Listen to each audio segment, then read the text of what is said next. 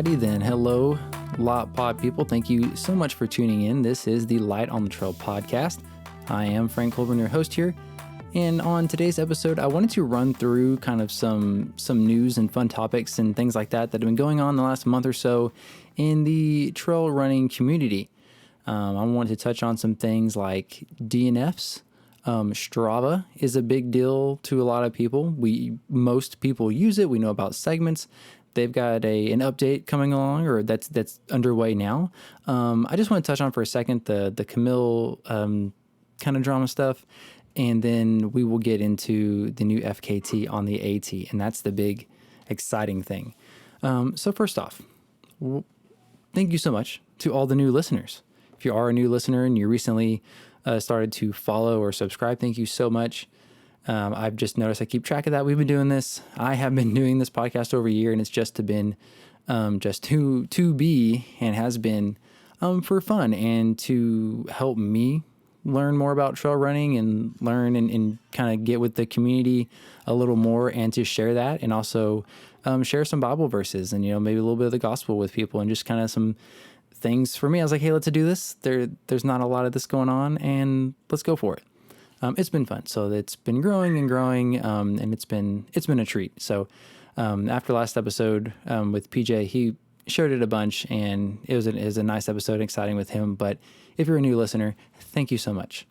And now, typically, I will have episodes come out every other Sunday. I realize that as I record this, it is Sunday. Things happen. I do love doing this podcast, and it's gained me a lot of things. Things happen, of course, life, like, church and birthdays and things you got to do. So it happens, and it's something that's helped me kind of maintain and continue with this podcast. It's not stressing over it, and just enjoying it. But anyway, to move on. So let's talk about DNFs. So why bring up DNFs? It's kind of a sour, can be sore spot in some things, but it's very interesting. Because it is, when someone DNFs, it could mean that maybe they timed out. Maybe they wanted to stay in the race and they wanted to give it their all, and they just timed out. If they maybe broke something, or a equipment malfunction, or who knows, or terrible weather, all kind of things. But so with a couple of big races, and this typically happens more often in bigger races. I'd say, first I would say let's turn our phone down. Typically in 50 mile and up, right? 50 mile or 100K, 100 mile or things like that. So the reason I wanted to bring up the DNFs is because there are a handful of races outside of my state of Texas that I try to keep an eye for and see what's going on. You hear about them throughout the year or every year, and it's something that just comes up. So one of those, or two of those, are races in Georgia. One is the Georgia Jewel 100 miler, and the other is the Cruel Jewel 100 miler. Now, the Cruel Jewel is held in May, and this year it had 148 finishers and 48 DNFs. Okay, but what caught my attention was the results of the Georgia Jewel. So this happened a month ago, I believe. It was pretty recent, the 20th of September. So this is the first week of October. So a few weeks ago, it had 40 finishers and 50 DNFs. So again, it's only 110 total runners. I don't know what the cap is of the runners, but 50 DNFs and 40 finishers. Now, things happen. Again, like I said, we get it. No, I've never ran the course, so I have no idea the terrain or how tough it is. But in any race, when the DNFs are greater than the finishers, it gets attention. It's interesting. Now, the course is rated as difficult, or one black diamond, on trailproject.com. It's a pretty neat website. I'd say check it out. The toughest is 2 black diamonds.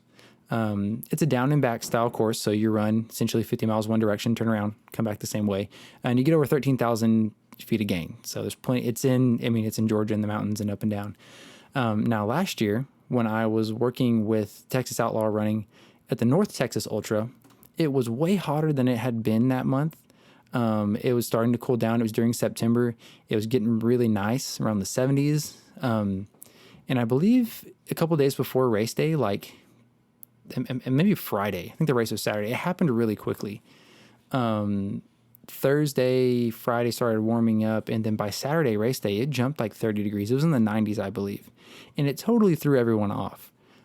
And like I said earlier, some things you just can't control. So whether as a big deal, big factor. For that 100K, it had 7 finishers and 14 DNFs. For the 52 miler, there were 4 finishers and 9 DNFs. That's only a handful of people. We're talking, 20 runners, 10 runners for the 52 miler. But again, more DNFs than finishers, so it catches your eye. So it is something to pay attention to, or keep your sights on, I guess, and be aware that, hey, anything could happen, and be ready, and just, understand some things you can't control. Don't beat yourself up too much. So I ask, what would make you DNF a dream race? Not some people just sign up for races because they want to join a friend or something. But if it's your goal and that's your big thing, what could make you DNF? And it's hard to imagine. And I haven't done anything over a 50 miler, but I know even when I do 100K, hopefully in the near future, it's gonna be a push. If I don't train up for it or be mentally ready, or there's stress going on in your lives, but it's something that's a whole nother thing, right? So what could make you, or what would you think, if you say you never, like, there's no way I could DNF, yeah, but there's probably something, possibly. Anyway, moving on. So next is Strava, and it's responding to the people. This is pretty exciting. A big thing. I'm sure if you have Strava, you've seen a couple top 10 places. That first place, the course record holder, that is just kind of questionable, and we'll get into that. Maybe, hey, I think they were riding their bike and they forgot to take it off of they hit run instead of bike, and that's why they've got a 3-minute mile. It's okay, it's accidents happen. But so Strava has begun taking out over 600,000 duplicate segments, and also checking GPS data to remove some of those questionable course record holders. Now, the duplicates are, if it's a mile down this one spot and then there's another segment over it that's a mile and a half that uses the exact same mile, and they run to their house, and back if it's a neighborhood, something like that. But anyway, it's over 600,000 duplicate, I'm putting in quotes, whatever they call duplicates, but you pretty much get what a duplicate is.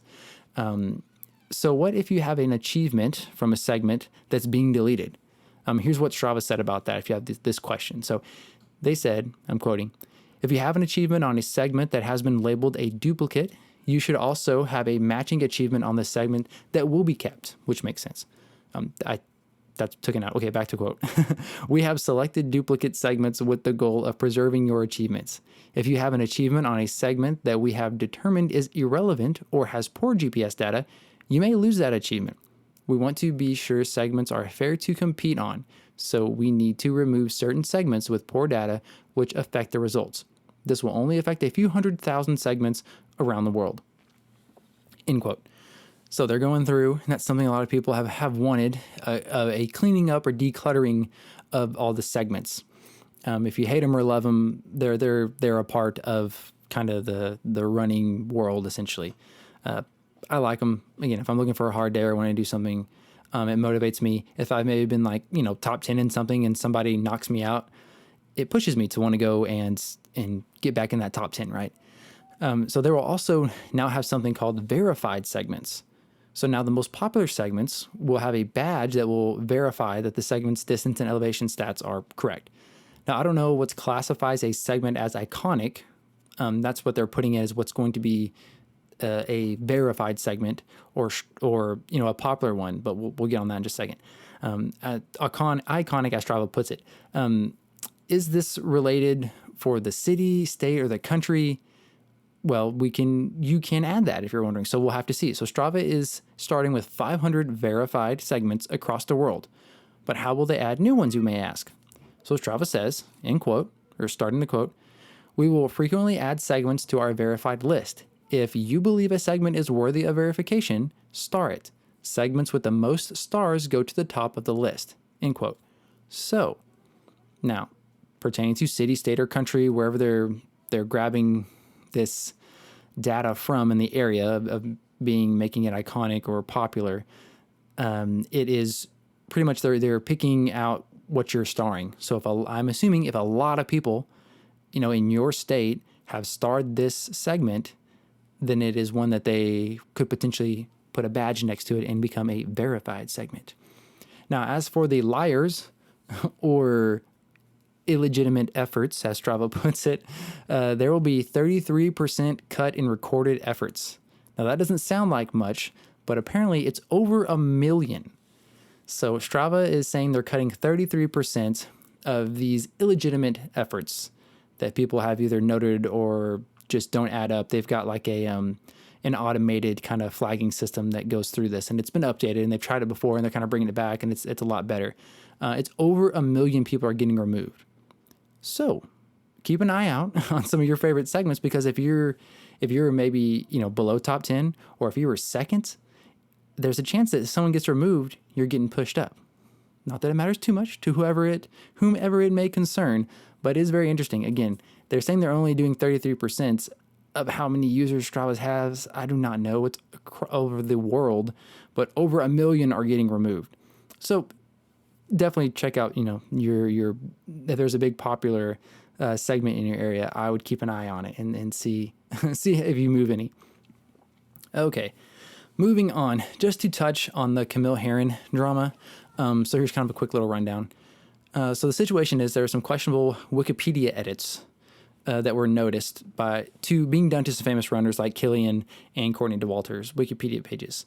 And long story short, they were tracked back to the accounts that was owned or ran by Camile and her husband, who's also her coach.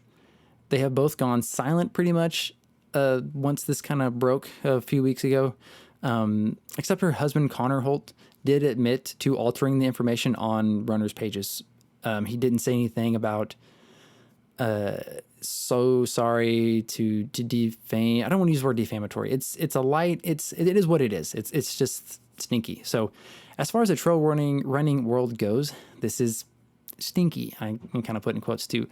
For the most part, the dirt-loving trail community loves all dirt except this kind of dirt. We typically all get along, and if anything encourages one another in doing these hard efforts. If somebody beats me, congrats, man. Now, this wasn't terrible things. They weren't just outright calling them names and being mean. It was saying they edited things like if it said Courtney Dauwalter was the best runner in the world or all time, they just took out like all time or in the world, or they put in one of the best runners. They weren't saying like absolute trash, turd face, can't, They also somewhat, people were putting it as they kind of fluffed, or he fluffed. It hasn't necessarily, I guess, been determined, but it has somewhat back and forth if Camile was doing any of this or not. But it's just stinky is what it is, right? So these weren't terrible things, but it is what it is. It's kind of stinky, this dirty and whatever. So that's that, if you've heard anything about that. Now, to get into the meat and potatoes of the big exciting thing that happened recently, there's a new FKT on the AT. But first, a Bible verse. So Psalms 119, 105 is a great one of my favorite ones. Psalms is full of great little pieces you can kind of pull out, which you shouldn't take all things out of context, but Psalms is full of these kind of things. But it says 119, 105, thy word is a lamp unto my feet and a light unto my path. Oh, I gotta stop messing with my cord. And a light onto my path. So this is actually a verse that kind of gave me the idea for the name of this podcast. There's a handful that relate to running or trails or your path and everything. So again, Psalms 119, 105, thy word is a lamp unto my feet and a light unto my path. Very good. Now to get into the FKT on the AT. So the big story right now, if you haven't heard, which I'm sure you have, the AT, or Appalachian Trail, has a new fastest known time, set by Miss Tara Dower, also known as Candy Mama. She beat the record that was previously held by Carol Sabe, for about 13 hours. So to me, you're talking about a race that's over 2,000 miles long. 13 hours is pretty close. Now, she did take on the trail going SOBO, or southbound, and Carl's record was set northbound or NOBO. Now, this doesn't, it's listed on the website, and there's a northbound and a southbound. So technically, she has the fastest overall time done on total on the trail, but going southbound and northbound, there's not a big, I think most people don't really care about that. If anything, it's a fun kind of, it at least gives you an option. and we'll get into why she did that. So Tara actually said a big reason for her in doing that was to get the harsh and cold mountains of Maine in a northern area kind of done behind her and not have it looming in the distance in front of her and be anxious about that all the time. So she wanted to get it done first, right? Bad news or good news? Give me the bad news and then move on to the good news. Now, this was not her first attempt at the FKT, actually. On her first go, she only got about 700 miles of the 2,000 plus mile trail. But something that is worth noting and a show of her grit is that just 30 days before her attempt, she ran the Hard Rock 100. That's some people's entire year goal or life goal in running, is to get into the Hard Rock and then complete it.